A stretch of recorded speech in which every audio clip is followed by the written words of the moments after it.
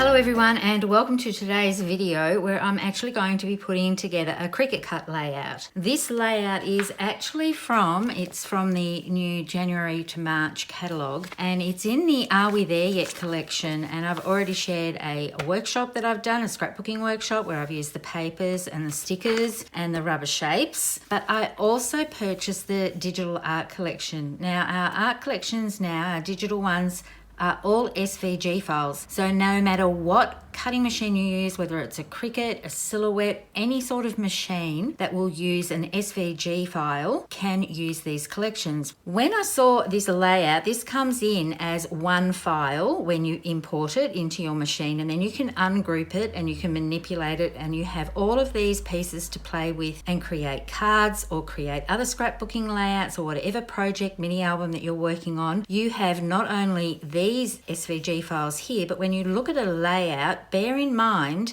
that there are images here that might not necessarily be contained with these images as well. So this little compass is not in its own SVG file, it's within the layout, but you can ungroup it and just select this compass and use it on another project. Same with the title, the trees. These photo placeholders have a little tab in the top of them. So this is quite good value because not only are you getting this great layout, but you're also getting other elements that you can use on other projects. But when I saw this, I actually fell in love with this layout, and I'm pretty much going to make it as is. There's a couple of little things that I've done to change it up, and I want to bring in some texture. So I thought I would quickly run through how I'm putting this layout together. You can see I've got everything cut here.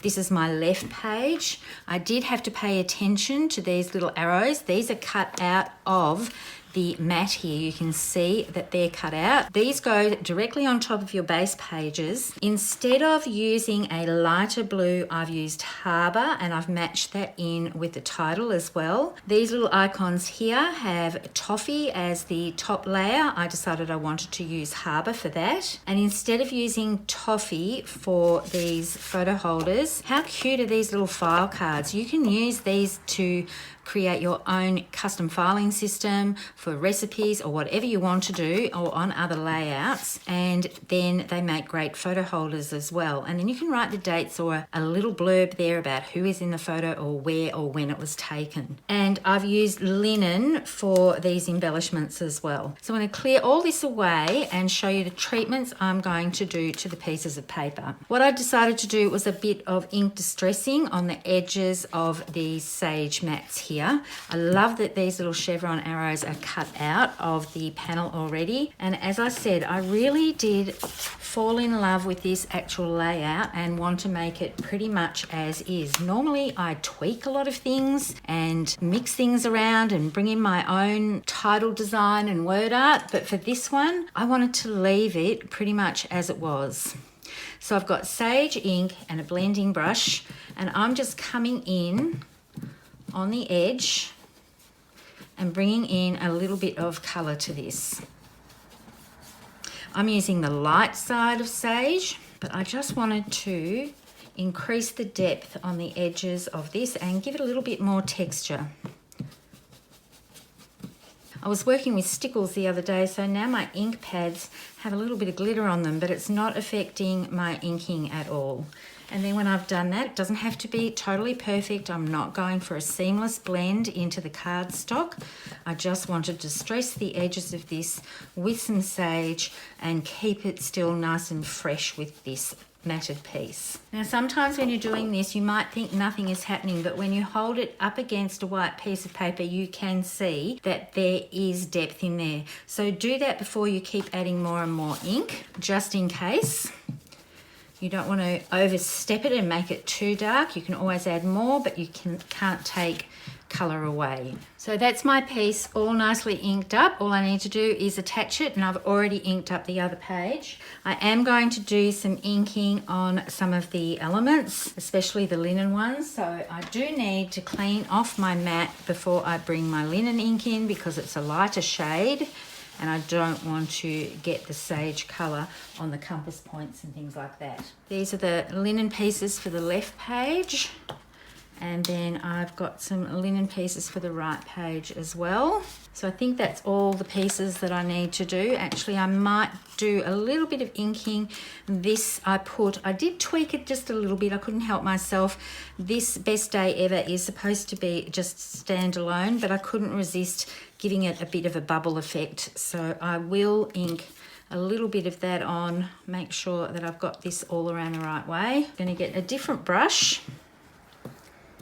And I'm just going to bring in some ink onto the die cut. I have shown this before, how to just apply a little bit of inking to areas on die cut pieces or on Cricut cut pieces. It just adds that much extra depth, and I think it's a great touch to just give a bit of a life to the pieces rather than, for me, them just being flat images. But I am always going to have a look at it on a piece of white to make sure that I'm not going over the top with it. And I think I can afford to add just a little bit more ink to these ones. When you're working with something like this, you want to be mindful of where the delicate pieces are and not drag over top. You don't want to bend your items.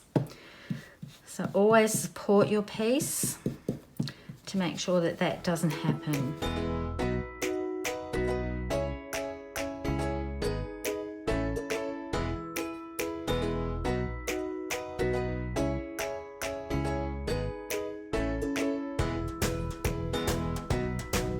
Now that all the ink blending's done, I've gone ahead and I've attached the Sage square mats to my white base pages, and then I'm just going to bring in all the pieces that I've cut, and I have everything in a little tray so I don't lose things. And then I'm going to have this off to the side so I can reference the placement, because I'm pretty much going to put everything together as it stands here.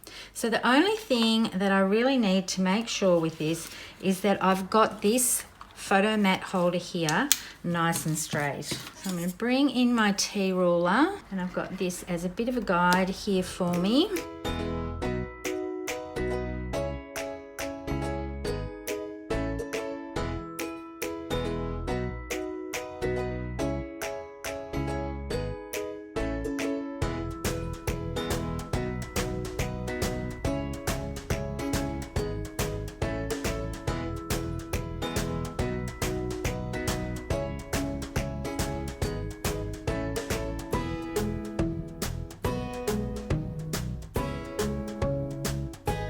So there is my right page done.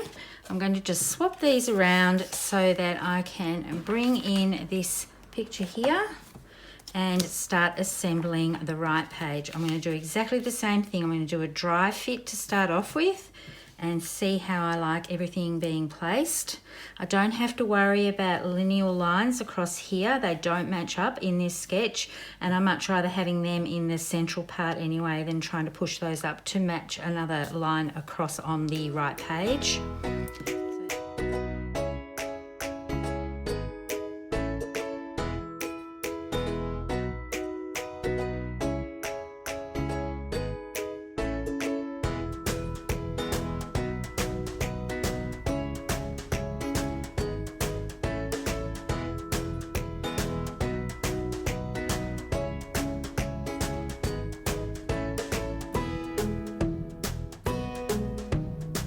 One thing that I did forget to mention, I did use the offset feature on the title as well. I felt that it made a really good statement to have that on white, and I love how that stands out against the sage. I do really like these word art pieces here without the offset feature, but I really love how this has turned out. So there's my double page spread, pretty much using the pages as they were designed in the SVG file. I think it's great that we can have an SVG file that brings in a whole entire page layout, especially when it works so well, and I really did fall in love with this one. I am actually going to do something with these other two collections, so make sure you watch out for those.